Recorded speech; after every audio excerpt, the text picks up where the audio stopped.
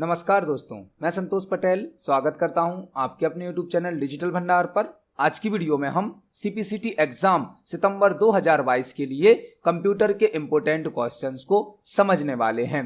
यह हमारा CPCT exam सितंबर 2022 के लिए पार्ट नंबर 22 है। इस वीडियो में हम CPCT एग्जाम के लिए कंप्यूटर से संबंधित 20 इंपोर्टेंट क्वेश्चंस को समझने वाले हैं। यदि आप CPCT एग्जाम की तैयारी कर रहे हैं तो हमारे चैनल से जुड़कर आप रेगुलर वीडियोस के माध्यम से CPCT एग्जाम के लिए कंप्यूटर के इंपोर्टेंट क्वेश्चन तैयार कर सकते हैं। चलिए शुरुआत करते हैं आज की वीडियो का। देखते हैं आज का हमारा पहला क्वेश्चन क्या है।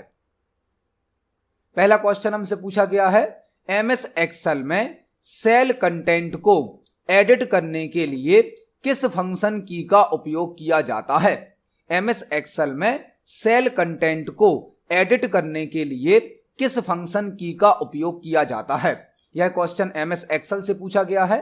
MS एक्सेल में जो हम डेटा टाइप करते हैं उसे कहा जाता है सेल कंटेंट। सेल क्या होता है? MS एक्सेल की वर्कशीट मल्टीपल रो और कॉलम का कलेक्शन होती है। MS एक्सेल का जो पेज होता है उसे वर्कशीट कहा जाता है। एक वर्कशीट मल्टीपल रो और कॉलम का कलेक्शन होती है। जब एक रो और कॉलम इंटरसेक्ट करता है, जब एक रो और कॉलम मिलता है तो एक सेल क्रिएट होता है। और हम एक्सेल में जो भी डेटा टाइप करते हैं, जो भी डेटा इनपुट करते हैं एक्सेल के सेल में, वह सेल में होता है।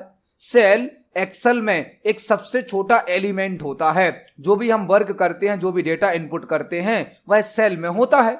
सेल में टाइप किए गए डेटा को सेल कंटेंट कहा जाता है। हमसे पूछा गया है सेल कंटेंट को एडिट करने के लिए किस फंक्शन की का यूज किया जाता है या किस शॉर्टकट की का यूज किया जाता है, तो वह होती है F2। MS एक्सेल में सेल कंटेंट को एडिट करने के लिए F2 फंक्शन की का या F2 शॉर्टकट की का यूज किया जाता है। तो इस क्वेश्चन का सही आंसर होगा option number B. MS Excel में सेल कंटेंट को एडिट करने के लिए F2 फंक्शन की का या F2 शॉर्टकट की का यूज किया जाता है। इसको हम MS एक्सेल सॉफ्टवेयर पर प्रैक्टिकली समझने वाले हैं। साथ ही साथ MS एक्सेल में और किस तरीके से हम सेल कंटेंट को एडिट कर सकते हैं, हम यह भी सीखेंगे। तो चलते हैं एक्सेल सॉफ्टवेयर पर। हमने यहां पर एक्सेल सॉफ्टवेयर को ओपन किया है। यहां पर हमने कुछ टेक्स्ट टाइप किया है। आप देख सकते हैं एक सेल में हमने लिखा है डिजिटल, एक सेल में हमने लिखा है भंडार, जो कि हमारे चैनल का नाम है। अब यदि हमें किसी भी सेल का टेक्स्ट एडिट करना है, कंटेंट एडिट करना है, तो हमारे पास 3 ऑप्शन होते हैं। पहला ऑप्शन है हम इस सेल पर डबल क्लिक कर दें। यदि हमें किसी सेल के कंटेंट को एडिट करना है तो हम उस सेल पर डबल क्लिक करके सेल कंटेंट को एडिट कर सकते हैं। आप देख सकते हैं मैंने डबल क्लिक किया सेल पर तो हमारा सेल का कंटेंट एडिट होने लगा। यदि आप सिंगल क्लिक करेंगे तो सेल का कंटेंट एडिट नहीं होगा, डबल क्लिक करेंगे तब होगा। पहला तरीका तो यह है। दूसरा तरीका है शॉर्टकट की, जो हमने आज पढ़ी। आपको सेल को सिलेक्ट करना है और F2 फंक्शन की को प्रेस करना है, F2। आप देख सकते हैं अब यहां पर आपका सेल का जो कंटेंट है आप उसको एडिट कर सकते हो। तो दूसरा तरीका होता है F2 फंक्शन की से या F2 शॉर्टकट की से। तीसरा तरीका होता है आपको जिस सेल को एडिट करना है उसको सिलेक्ट करें और फॉर्मूला बार में आप कर्सर को रखें, कर्सर को क्लिक करें। फॉर्मूला बार में भी हमें वह कंटेंट शो किया जाता है जो कि सेल में टाइप होता है। यदि हमें फॉर्मूला बार से सेल का कंटेंट एडिट करना है तो हम यहां से भी कर सकते हैं। तो आप देख सकते हैं MS एक्सेल में सेल के कंटेंट को एडिट करने के लिए 3 ऑप्शन होते हैं। आप डबल क्लिक कर सकते हैं सेल पर, F2 की को प्रेस कर सकते हैं या फॉर्मूला बार से भी कर सकते हैं। तो इस क्वेश्चन का सही आंसर है ऑप्शन नंबर बी। देखते हैं हमारे नेक्स्ट क्वेश्चन को। नेक्स्ट क्वेश्चन है MS एक्सेल 2016 वर्कशीट में कितनी रोज होती हैं। MS एक्सेल 2016 की जो वर्कशीट होती है उसमें टोटल कितनी रो होती हैं। यह बहुत ही बेसिक, बहुत ही सिंपल लेकिन एक इंपोर्टेंट क्वेश्चन है। MS एक्सेल 2016 की वर्कशीट में टोटल कितनी रो होती हैं। MS एक्सेल का जो पेज होता है उसे कहा जाता है वर्कशीट। एक्सेल में यूज होने वाले पेज को वर्कशीट कहा जाता है। एक वर्कशीट मल्टीपल रो और मल्टीपल कॉलम का कलेक्शन होती है। एक्सेल की एक वर्कशीट में 10,48,576 रो होती हैं, 10,48,576 रो होती हैं और 16,384 कॉलम होते हैं, 16,384 कॉलम होते हैं और 10,48,576 रो होती हैं। तो यहां पर आपने एक साथ दो क्वेश्चन तैयार करे। एमएस एक्सेल की वर्कशीट में 10,48,576 रो होती हैं और 16,384 कॉलम होते हैं। इस क्वेश्चन का सही आंसर है ऑप्शन नंबर बी। देखते हैं हमारे नेक्स्ट क्वेश्चन को। नेक्स्ट क्वेश्चन है एमएस वर्ड 2016 के किस टैब में टेबल ऑफ कंटेंट्स ऑप्शन प्राप्त होता है? एमएस वर्ड 2016 के किस टैब में टेबल ऑफ कंटेंट्स ऑप्शन प्राप्त होता है? टेबल ऑफ कंटेंट्स का मतलब होता है एक इंडेक्स तैयार करना, एक लिस्ट तैयार करना। आपने बुक में देखा होगा, बुक में, नोट्स में, मैगजीन्स में जो भी टॉपिक उस बुक में होते हैं, सभी टॉपिक का यूनिट वाइज, चैप्टर वाइज एक इंडेक्स बना होता है स्टार्टिंग में, जिसमें यह लिखा होता है कि कौन सा टॉपिक किस पेज नंबर पर लिखा गया है। उसे कहा जाता है टेबल ऑफ कंटेंट्स, जिसे हम सरल भाषा में इंडेक्स भी कहते हैं। तो यदि हमें एमएस वर्ड 2016 में टेबल ऑफ कंटेंट्स बनाना है तो हम कौन सा टैब यूज करेंगे? यह ऑप्शन हमें प्राप्त होता है रेफरेंसेस टैब में। रेफरेंस टैब के अंदर टेबल ऑफ कंटेंट्स ऑप्शन प्राप्त होता है। तो इस क्वेश्चन का सही आंसर होगा option number D. MS word 2016 के रेफरेंसेस टैब में टेबल ऑफ कंटेंट्स नाम का ऑप्शन प्राप्त होता है। इसको हम प्रैक्टिकली एमएस वर्ड पर देख सकते हैं। यह हमारा एमएस वर्ड सॉफ्टवेयर है। यदि हम रेफरेंसेस टैब को सिलेक्ट करते हैं तो रेफरेंसेस टैब के अंदर पहला ही ऑप्शन होता है टेबल ऑफ कंटेंट्स। तो इस क्वेश्चन का सही आंसर होगा ऑप्शन नंबर डी। देखते हैं हमारे नेक्स्ट क्वेश्चन को।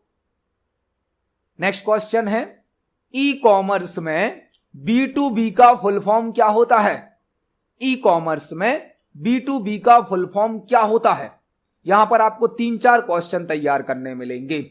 ई कॉमर्स का फुल फॉर्म क्या होता है? ई कॉमर्स का फुल फॉर्म होता है electronic commerce, electronics commerce. E commerce का फुल फॉर्म होता है इलेक्ट्रॉनिक्स कॉमर्स, मतलब इंटरनेट के माध्यम से, टेक्नोलॉजी के माध्यम से वस्तुओं को ऑनलाइन खरीदना और बेचना ई कॉमर्स कहलाता है। वस्तुओं को इंटरनेट के माध्यम से खरीदना और बेचना ई कॉमर्स कहलाता है।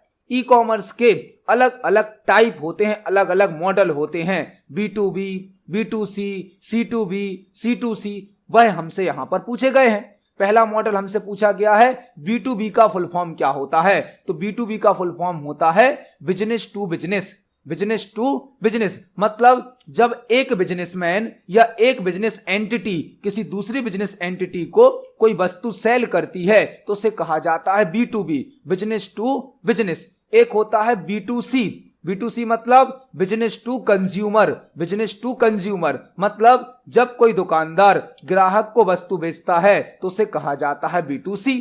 एक होता है C2B, C2B मतलब customer to business, customer to business मतलब कस्टमर जब बिजनेसमैन को कोई वस्तु बेचता है तो उसे कहा जाता है C2B। और एक होता है C2C, C2C मतलब consumer to consumer, consumer to consumer. तो ई कॉमर्स का मतलब होता है किसी वस्तु को, किसी प्रोडक्ट को, किसी सर्विस को इंटरनेट के माध्यम से ऑनलाइन बेचना और खरीदना। ई कॉमर्स के 4 टाइप्स होते हैं। B2B मतलब बिजनेस टू बिजनेस, B2C मतलब बिजनेस टू कंज्यूमर, C2B मतलब कंज्यूमर टू बिजनेस और C2C मतलब कंज्यूमर टू कंज्यूमर। तो यहां पर हमने एक साथ 4-5 क्वेश्चन को तैयार किया। इस क्वेश्चन का सही आंसर है ऑप्शन नंबर सी। B2B का फुल फॉर्म होता है बिजनेस टू बिजनेस। देखते हैं हमारे नेक्स्ट क्वेश्चन को।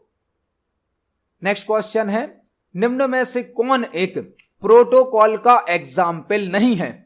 निम्न में से कौन एक प्रोटोकॉल का एग्जाम्पल नहीं है? यह क्वेश्चन हमसे कंप्यूटर नेटवर्क से पूछा गया है, कंप्यूटर नेटवर्क से। यहां पर आपको समझना होगा कि प्रोटोकॉल क्या होता है।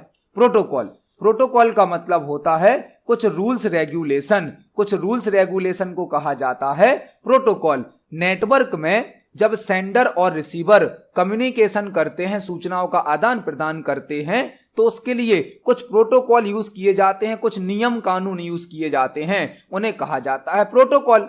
मतलब नेटवर्क में यूज होने वाले रूल्स के ग्रुप को, रूल्स के कलेक्शन को प्रोटोकॉल कहा जाता है। हमसे यहां पर पूछा गया है कि कौन एक प्रोटोकॉल का एग्जाम्पल नहीं है, तो एफटीपी तो एक प्रोटोकॉल होता है, एफटीपी जिसका फुल फॉर्म होता है फाइल ट्रांसफर प्रोटोकॉल। एफटीपी एक प्रोटोकॉल है जिसका फुल फॉर्म होता है फाइल ट्रांसफर प्रोटोकॉल। टीसीपी भी एक प्रोटोकॉल है जिसका फुल फॉर्म होता है transmission control protocol, transmission control protocol.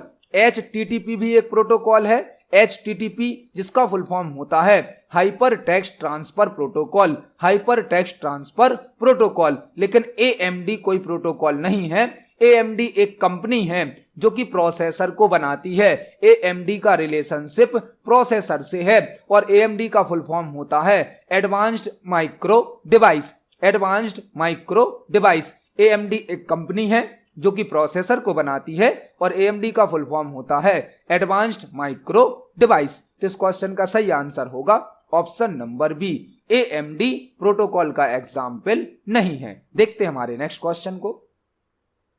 Next question है फर्स्ट माइक्रो प्रोसेसर का नाम क्या है? फर्स्ट माइक्रो प्रोसेसर का नाम क्या है? आपको यहां पर 2-3 क्वेश्चन तैयार करने हैं। पहला क्वेश्चन, माइक्रो प्रोसेसर का इन्वेंशन किसने किया? माइक्रो प्रोसेसर का आविष्कार किसने किया? तो माइक्रो प्रोसेसर का आविष्कार किया है इंटेल कंपनी ने। इंटेल कंपनी के द्वारा माइक्रो प्रोसेसर का इन्वेंशन या आविष्कार किया गया है और पहला माइक्रो प्रोसेसर जो इंटेल कंपनी ने बनाया था वह था इंटेल 4004। इंटेल 4004 पहला माइक्रो प्रोसेसर है जो कि इंटेल कंपनी के द्वारा बनाया गया था और इसे 1971 में बनाया गया था, 1971 में इसे बनाया गया था। तो यहां पर आपने 3 क्वेश्चन तैयार करे। माइक्रो प्रोसेसर का इन्वेंशन या आविष्कार इंटेल कंपनी ने किया है। पहले माइक्रो प्रोसेसर का नाम था इंटेल 4004 और यह 1971 में बनाया गया था। तो इस क्वेश्चन का सही आंसर होगा option number C, first microprocessor का नाम था इंटेल 4004। देखते हैं हमारे नेक्स्ट क्वेश्चन को। नेक्स्ट क्वेश्चन हमसे पूछा गया है निम्न में से कौन सा एक्सेल फंक्शन किसी डेसिमल वैल्यू का इंटीजर पार्ट रिटर्न करता है? निम्न में से कौन सा एक्सेल फंक्शन किसी डेसिमल वैल्यू का इंटीजर पार्ट रिटर्न करता है? मतलब यदि हमारे पास कोई दशमलव वाली वैल्यू है, फॉर एग्जाम्पल हमारे पास है 20.45 और हमें केवल यहां से 20 को सिलेक्ट करना है, पॉइंट के बाद वाली वैल्यू को हटाना है। मतलब कोई भी डेसिमल वाली वैल्यू में से यदि हमें केवल इंटीजर वाला पार्ट, नंबर वाला पार्ट सिलेक्ट करना है जो कि दशमलव के पहले है, तो हम कौन सा फंक्शन यूज करेंगे? निम्न में से कौन सा फंक्शन किसी डेसिमल वैल्यू का इंटीजर पार्ट रिटर्न करता है? इंटीजर मतलब यह पार्ट, यह डेसिमल पार्ट है, तो हमें इसके लिए कौन सा फंक्शन यूज करना होगा? इसके लिए यूज किया जाता है इंट फंक्शन का। इंट का फुल फॉर्म ही होता है इंटीजर। तो यदि आपके पास कोई डेसिमल वाली वैल्यू है, डेसिमल पॉइंट वाली वैल्यू है और आपको केवल इंटीजर वाला पार्ट सेलेक्ट करना है तो इंट फंक्शन का यूज किया जाता है। इस क्वेश्चन का सही आंसर होगा option number C, MS Excel में किसी डेसिमल वैल्यू का इंटीजर पार्ट सेलेक्ट करने के लिए इंट फंक्शन का यूज किया जाता है। इसको हम एक्सेल पर प्रैक्टिकली समझ सकते हैं। फॉर एग्जाम्पल हमने यहां पर इक्वल के साथ इंट फंक्शन को लगाया और हमने यहां पर वैल्यू दी है 15.23। हमने ब्रैकेट को क्लोज किया और एंटर की को प्रेस किया तो आप देख सकते हैं जो हमारी वैल्यू थी वह थी 15.23, लेकिन हमें आंसर क्या मिला? केवल 15। मतलब केवल इंटीजर पार्ट को सिलेक्ट किया जाएगा और डेसिमल के बाद वाली वैल्यू को हटा दिया जाएगा। इंट फंक्शन क्या करता है? आपकी जो डेसिमल वाली वैल्यू है उसमें से डेसिमल पॉइंट के बाद वाले नंबर को हटा देता है और केवल इंटीजर पार्ट को शो करता है, रिटर्न करता है। तो इस क्वेश्चन का सही आंसर है ऑप्शन नंबर सी। देखते हैं हमारे नेक्स्ट क्वेश्चन को।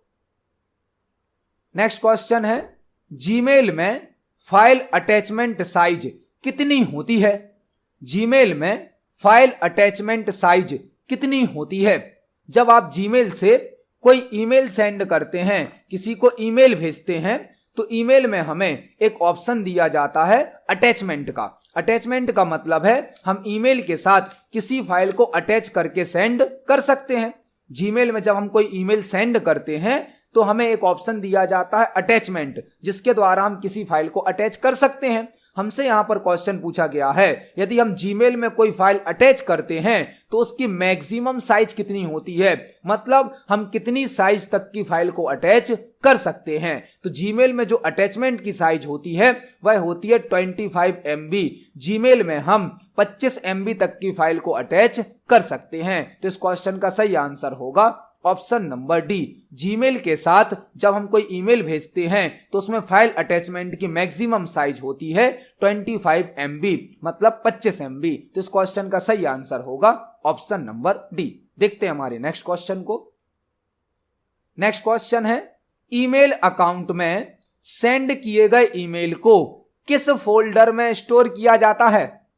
ईमेल अकाउंट में सेंड किए गए ईमेल को किस फोल्डर में स्टोर किया जाता है, मतलब जब आप कोई ईमेल भेजते हैं, यहां पर आपको ईमेल का फुल फॉर्म भी याद करना है। ईमेल का फुल फॉर्म होता है इलेक्ट्रॉनिक मेल।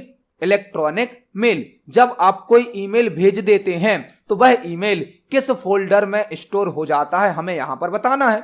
जो भी ईमेल हम भेज देते हैं वह सभी सेंट फोल्डर में स्टोर हो जाते हैं। सेंट फोल्डर में जब हम कोई ईमेल भेज देते हैं तो वह सेंट फोल्डर में स्टोर हो जाता है। जो ईमेल हमें प्राप्त होता है, रिसीव होता है, वह इनबॉक्स फोल्डर में आता है। जो ईमेल हम केवल क्रिएट करते हैं लेकिन सेंड नहीं करते हैं वह ड्राफ्ट फोल्डर में होते हैं। और यदि कोई हमारे लिए स्पैम ईमेल आता है, कोई फ्रॉड ईमेल आता है, तो उसको स्पैम फोल्डर में स्टोर कर दिया जाता है। इस क्वेश्चन का सही आंसर है ऑप्शन नंबर डी। सेंड किए गए ईमेल को सेंट फोल्डर में स्टोर किया जाता है। देखते हैं हमारे नेक्स्ट क्वेश्चन को। नेक्स्ट क्वेश्चन है, एमएस एक्सेल में पाइवोट टेबल क्रिएट करने के लिए किस टैब का उपयोग किया जाता है? एमएस एक्सेल में पाइवोट टेबल क्रिएट करने के लिए किस टैब का उपयोग किया जाता है? एमएस एक्सेल का एक बहुत ही पावरफुल फीचर है पाइवोट टेबल, जो कि किसी टेबल की रिपोर्ट जनरेट करने के लिए यूज किया जाता है। यदि आपने एमएस एक्सेल में कोई टेबल बनाई है, आपको उस टेबल की रिपोर्ट जनरेट करनी है, उसका समराइजेशन करना है, आपको उसका एनालिसिस करना है, तो पाइवोट टेबल का यूज किया जाता है। और पाइवोट टेबल ऑप्शन हमें एमएस एक्सेल के इंसर्ट टैब में प्राप्त होता है। इंसर्ट टैब में एमएस एक्सेल के इंसर्ट टैब के माध्यम से हम पाइवोट टेबल को क्रिएट कर सकते हैं। आपसे यह क्वेश्चन इस प्रकार भी पूछा जा सकता है कि एमएस एक्सेल में डेटा की समरी प्राप्त करने के लिए किस ऑप्शन का यूज किया जाता है, या एक्सेल में निम्न में से कौन सा डेटा समराइजेशन टूल है, तो वह होती है पाइवोट टेबल। इस क्वेश्चन का सही आंसर होगा option number B. Pivot table को क्रिएट करने के लिए इंसर्ट टैब का यूज किया जाता है। इसको हम एक्सेल पर प्रैक्टिकली देख सकते हैं। यदि हम एमएस एक्सेल में इंसर्ट टैब को सिलेक्ट करते हैं तो यहां पर पहला ही ऑप्शन होता है पाइवोट टेबल। इससे हम पाइवोट टेबल को क्रिएट कर सकते हैं। तो इस क्वेश्चन का सही आंसर है ऑप्शन नंबर बी। देखते हैं हमारे नेक्स्ट क्वेश्चन को। नेक्स्ट क्वेश्चन है, बाइनरी नंबर की डेसिमल वैल्यू क्या होगी? हमें यहां पर एक बाइनरी नंबर दिया गया है जिसकी हमें डेसिमल वैल्यू बतानी है, क्या होगी। मतलब हमें एक बाइनरी नंबर सिस्टम दिया गया है जिसको हमें डेसिमल नंबर सिस्टम में कन्वर्ट करना है। यह क्वेश्चन कंप्यूटर नंबर सिस्टम से संबंधित है। कंप्यूटर में 4 प्रकार के नंबर सिस्टम यूज किए जाते हैं। 4 प्रकार के, binary number system, octal number system, decimal number system और हेक्साडेसिमल नंबर सिस्टम। तो हमें यहां पर एक बाइनरी नंबर सिस्टम दिया गया है और हमें इसकी डेसिमल वैल्यू बतानी है, क्या होगी। मतलब हमें बाइनरी नंबर सिस्टम को डेसिमल नंबर सिस्टम में बदलना है। बाइनरी नंबर सिस्टम का बेस होता है 2 और डेसिमल नंबर सिस्टम का बेस होता है 10। तो हमें बाइनरी नंबर सिस्टम को डेसिमल में बदलना है। इसको सॉल्व करना बहुत ही आसान है। यह बहुत ही बेसिक क्वेश्चन है। आपको इसको सॉल्व करने के लिए एक सिंपल सी, एक छोटी सी सीरीज याद रखनी है। इसको सॉल्व करने के कई तरीके होते हैं, लेकिन हम आपको यहां पर एक सबसे छोटा और सबसे आसान तरीका बताने वाले हैं। आपको कोई भी बाइनरी नंबर यदि डेसिमल में बदलना है तो आप एक सीरीज याद रखें। आपके बाइनरी नंबर में जितने भी अंक हैं उतने अंकों तक आपको इस सीरीज को बढ़ाना है। सीरीज चालू होगी हमारी 1 से, 1 के बाद आ जाएगा 2, 2 के बाद 4, 4 के बाद 8, 8 के बाद 16। आपके बाइनरी नंबर में जितनी भी डिजिट हैं वहां तक आपको इस सीरीज को बढ़ाते जाना है। आप इसके बाद 32 पे ले जा सकते हैं, 64 पर ले जा सकते हैं। सीरीज को आप अपनी आवश्यकता अनुसार बढ़ा सकते हैं। हमारा जो क्वेश्चन है इसमें हमें जो बाइनरी नंबर दिया गया है हम उसको यहां पर लिखेंगे 1 1 1 0। यह हमारा बाइनरी नंबर है। हमें इस नंबर पर अपनी इस सीरीज को अप्लाई करना है। हमारी सीरीज हम कहां से चालू करेंगे, स्टार्ट करेंगे 1 से। तो 1 यहां पर आ जाएगा, यहां आ जाएगा 2, यहां आ जाएगा 4, यहां आ जाएगा 8। और यदि और भी डिजिट होते हमारे क्वेश्चन में तो हम सीरीज को आगे बढ़ा लेते 16 पर, 32 पर, 64 पर। अभी हमारे क्वेश्चन में 4 डिजिट थे तो हमने सीरीज को भी 4 डिजिट तक यूज किया है। अब आपको क्वेश्चन में जहां जहां पर 1 दिया है आपको उन नंबर को जोड़ देना है और जहां पर 0 दिया है उनको नहीं जोड़ना है। मतलब 8 के साथ 1 है तो 8 ऐड होगा, 4 के साथ 1 है तो 4 ऐड होगा और 2 के साथ 1 है तो 2 ऐड होगा। लेकिन 1 के साथ 0 है तो हम इसको ऐड नहीं करेंगे। जिस जिस नंबर के साथ 1 आया है हमें केवल उनको जोड़ देना है। तो 8 के साथ 1 है, 4 के साथ 1 है तो 8 और 4 12, और 2 के साथ 1 है, 12 और 2 14। तो हमारा इस क्वेश्चन का आंसर हो जाएगा ऑप्शन नंबर बी। हमारा जो आंसर आएगा वह आएगा 14, क्योंकि जो बाइनरी नंबर दिया था उसको जब हमने डेसिमल में बदला तो आंसर आएगा 14। 8 + 4 12 + 2 14। हमारा क्वेश्चन सॉल्व हो गया, यह हमें आंसर मिल गया। तो बाइनरी नंबर को डेसिमल में बदलने के कई तरीके हैं, लेकिन हमने आपको यहां पर एक सबसे छोटा, सबसे आसान तरीका बताया है जिससे आप किसी भी बाइनरी नंबर को बहुत ही कम समय में डेसिमल में बदल सकते हैं। तो इस क्वेश्चन का सही आंसर है ऑप्शन नंबर बी। देखते हैं हमारे नेक्स्ट क्वेश्चन को। नेक्स्ट क्वेश्चन है सीपीयू और रैम के बीच में कौन सी मेमोरी वर्क करती है? सीपीयू और रैम के बीच में कौन सी मेमोरी वर्क करती है? यह बहुत ही इंपॉर्टेंट टॉपिक है। सीपीयू और रैम के बीच में कौन सी मेमोरी वर्क करती है? सीपीयू और रैम के बीच में वर्क करती है cache memory. Cache memory CPCT exam के लिए कैश मेमोरी एक इंपॉर्टेंट टॉपिक है, क्योंकि 1-2 क्वेश्चन इससे संबंधित जरूर होते हैं। सीपीयू और रैम के बीच में वर्क करती है कैश मेमोरी। आपसे यह क्वेश्चन इस प्रकार भी पूछा जा सकता है कि कैश मेमोरी कहां वर्क करती है? तो कैश मेमोरी वर्क करेगी सीपीयू और रैम के बीच में। कैश मेमोरी सीपीयू का डेटा रैम पर ट्रांसफर करती है और रैम का डेटा सीपीयू पर ट्रांसफर करती है। आपको यहां पर 1-2 क्वेश्चन और तैयार करने हैं।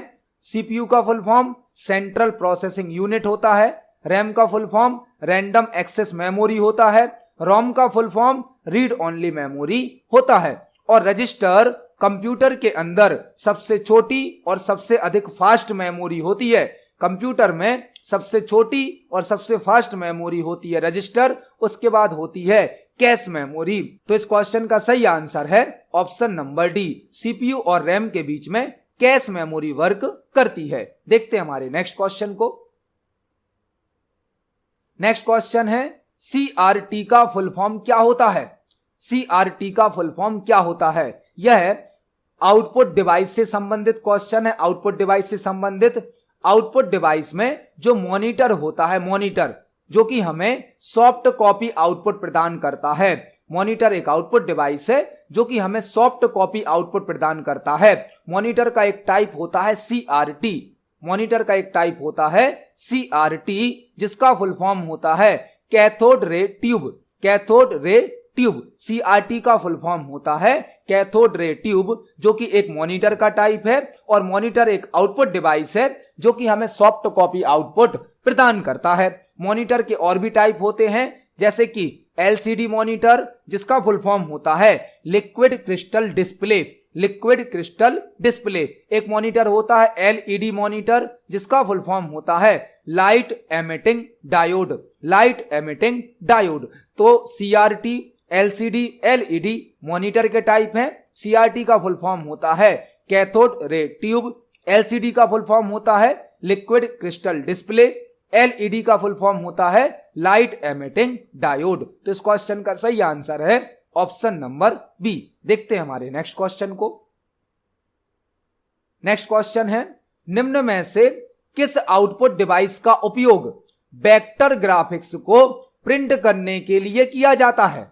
निम्न में से किस आउटपुट डिवाइस का उपयोग वेक्टर ग्राफिक्स को प्रिंट करने के लिए किया जाता है? यहां पर आपको 2-3 क्वेश्चन तैयार करने हैं। जो ग्राफिक्स होते हैं, ग्राफिक्स के 2 टाइप होते हैं। कंप्यूटर में जो ग्राफिक्स यूज किए जाते हैं उनके 2 टाइप होते हैं। एक होता है रेस्टर ग्राफिक्स, एक होता है वेक्टर ग्राफिक्स। एक होता है रेस्टर ग्राफिक्स, एक होता है वेक्टर ग्राफिक्स। रेस्टर ग्राफिक्स को डॉट से या पिक्सल से बनाया जाता है, जबकि वेक्टर ग्राफिक्स को शेप से और मैथमेटिकल कैलकुलेशन से बनाया जाता है। रेस्टर ग्राफिक्स अधिक जूम करने पर इनकी पिक्चर क्वालिटी खराब हो जाती है, जबकि वेक्टर ग्राफिक्स को कितना भी जूम कर दिया जाए इनकी पिक्चर क्वालिटी खराब नहीं होती है। मतलब रेस्टर ग्राफिक्स लो क्वालिटी के होते हैं और वेक्टर ग्राफिक्स हाई क्वालिटी के होते हैं। रेस्टर ग्राफिक्स को डॉट से या पिक्सल से बनाया जाता है, वेक्टर ग्राफिक्स को शेप और मैथमेटिकल कैलकुलेशन से बनाया जाता है। हमसे क्वेश्चन पूछा गया है, निम्न में से किस आउटपुट डिवाइस का उपयोग वेक्टर ग्राफिक्स को प्रिंट करने के लिए किया जाता है? यदि हमें वेक्टर ग्राफिक्स को हाई क्वालिटी में प्रिंट करना है तो प्लॉटर का यूज किया जाता है। प्लॉटर एक आउटपुट डिवाइस है जो कि हमें हार्ड कॉपी आउटपुट प्रदान करता है। साथ ही साथ प्लॉटर का यूज वेक्टर ग्राफिक्स को लार्ज साइज में हाई क्वालिटी के साथ प्रिंट करने के लिए किया जाता है। जो बड़ी साइज के बैनर, फ्लैक्स, होर्डिंग्स प्रिंट होते हैं उनको प्रिंट करने के लिए प्लॉटर का यूज किया जाता है। तो इस क्वेश्चन का सही आंसर होगा ऑप्शन नंबर डी। यह क्वेश्चन आपसे इस प्रकार भी पूछा जा सकता है कि प्लॉटर का यूज क्या है? प्लॉटर का यूज होता है लार्ज साइज के ग्राफिक्स को हाई क्वालिटी में प्रिंट करना। इस क्वेश्चन का सही आंसर है ऑप्शन नंबर डी। देखते हैं हमारे नेक्स्ट क्वेश्चन को। नेक्स्ट क्वेश्चन है, यूपीएस का फुल फॉर्म क्या होता है? यूपीएस का फुल फॉर्म क्या होता है? यूपीएस जिसका फुल फॉर्म होता है अनइंटरप्टेबल पावर सप्लाई। यूपीएस जिसका फुल फॉर्म होता है अनइंटरप्टेबल पावर सप्लाई। आपको यहां पर एक क्वेश्चन और तैयार करना है, यूपीएस का काम क्या होता है? यूपीएस का काम होता है कंप्यूटर सिस्टम को पावर का बैकअप देना। फॉर एग्जाम्पल, हमारे कंप्यूटर सिस्टम में यदि यूपीएस नहीं है और पावर कट हो जाता है, इलेक्ट्रिसिटी बोर्ड से यदि पावर कट हो जाता है तो हमारा कंप्यूटर डायरेक्ट बंद हो जाएगा।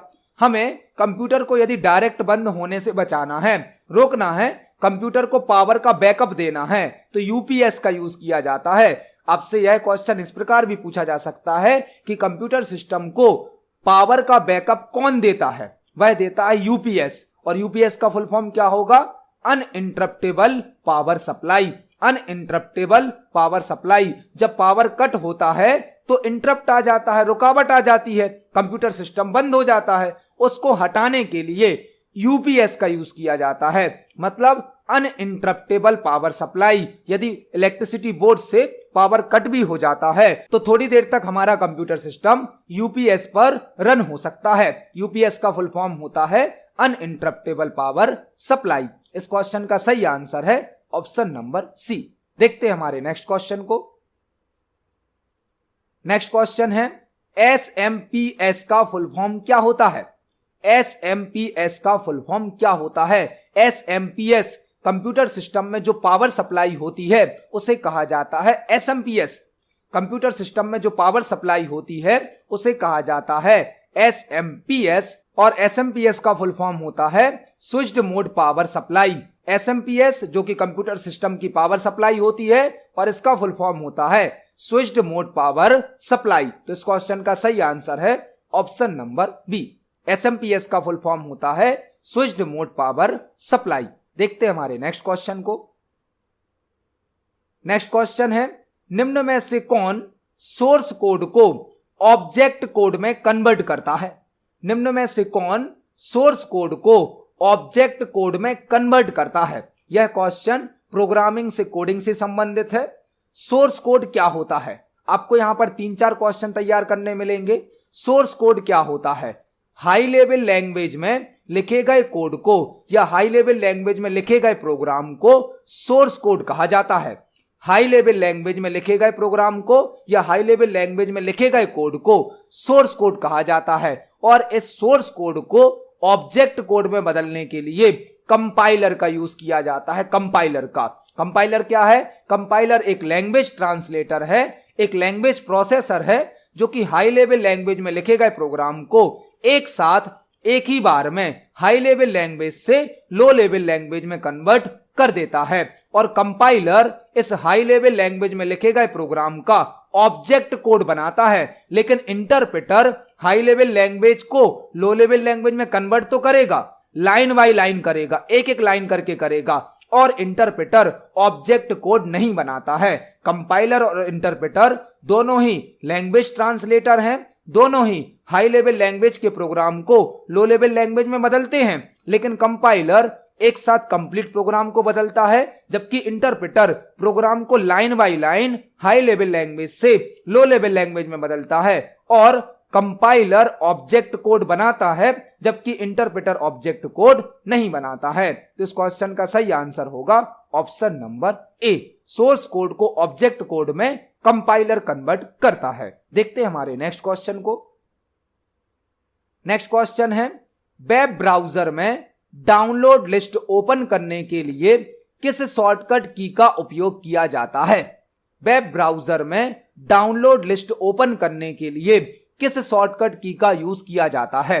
वेब ब्राउजर जो कि एक एप्लीकेशन प्रोग्राम होता है, एप्लीकेशन सॉफ्टवेयर होता है, जिसका यूज वेब पेज और वेबसाइट को ओपन करने के लिए किया जाता है।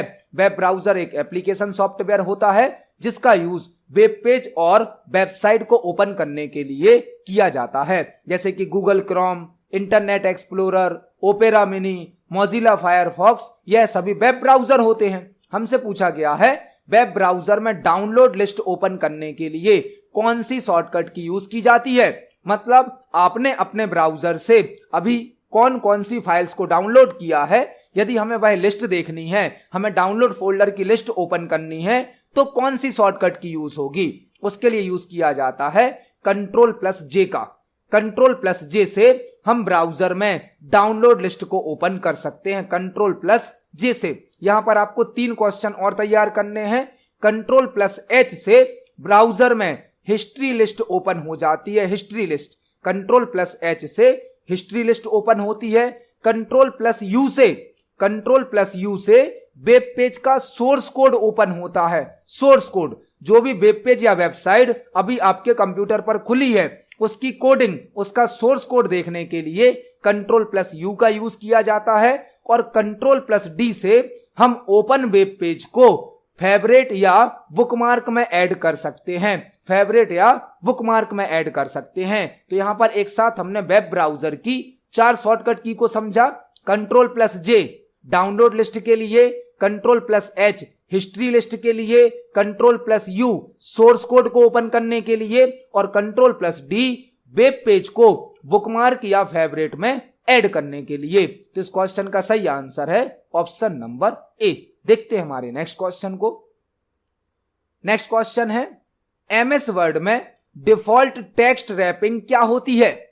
MS वर्ड में डिफॉल्ट टेक्स्ट रैपिंग क्या होती है। MS वर्ड से पूछा गया है यह क्वेश्चन। MS वर्ड में डिफॉल्ट टेक्स्ट रैपिंग क्या होती है। टेक्स्ट रैपिंग का मतलब क्या है, जब आप MS वर्ड की फाइल में टेक्स्ट के साथ कोई पिक्चर, कोई शेप, कोई ग्राफिक्स ऐड करते हो, तो पिक्चर और टेक्स्ट को एक साथ शो करने के लिए टेक्स्ट रैपिंग का यूज किया जाता है। टेक्स्ट रैपिंग का, जब हम MS वर्ड की फाइल में टेक्स्ट को और पिक्चर को या किसी ऑब्जेक्ट को एक साथ यूज करते हैं, तो पिक्चर और टेक्स्ट की पोजीशन को सेट करने के लिए टेक्स्ट रैपिंग का यूज किया जाता है। हमसे यहां पर पूछा गया है MS वर्ड में डिफॉल्ट टेक्स्ट रैपिंग क्या होती है, मतलब अपने आप MS वर्ड कौन सी टेक्स्ट रैपिंग का यूज करता है। इसको हम MS वर्ड पर प्रैक्टिकली समझने वाले हैं। इस क्वेश्चन का आंसर है option number D, in line with text. In line with text. इस क्वेश्चन का सही आंसर है option number D, in line with text. अब हम टेक्स्ट रैपिंग को एमएस वर्ड पर प्रैक्टिकली समझने वाले हैं। यह हमारा एमएस वर्ड सॉफ्टवेयर है। इसमें हमने यहां पर कुछ टेक्स्ट टाइप किया है। फॉर एग्जाम्पल हमारा कर्सर अभी रखा है थर्ड लाइन में वांट वर्ड के बाद, जहां पर यू वांट लिखा है उसके बाद हमने कर्सर को रखा है। अब हम अपनी फाइल में, अपने डॉक्यूमेंट में एक पिक्चर को ऐड करने वाले हैं। तो पिक्चर को ऐड करने के लिए तो हम इंसर्ट टैब को सिलेक्ट करेंगे, पिक्चर ऑप्शन को सिलेक्ट करेंगे और हमारे कंप्यूटर सिस्टम में जहां भी पिक्चर रखी हुई हैं तो हम किसी एक पिक्चर को सिलेक्ट करेंगे, देन इंसर्ट बटन पर क्लिक करेंगे। तो आप देख सकते हैं हमारी फाइल में, हमारे डॉक्यूमेंट में एक नई पिक्चर ऐड हो गई है।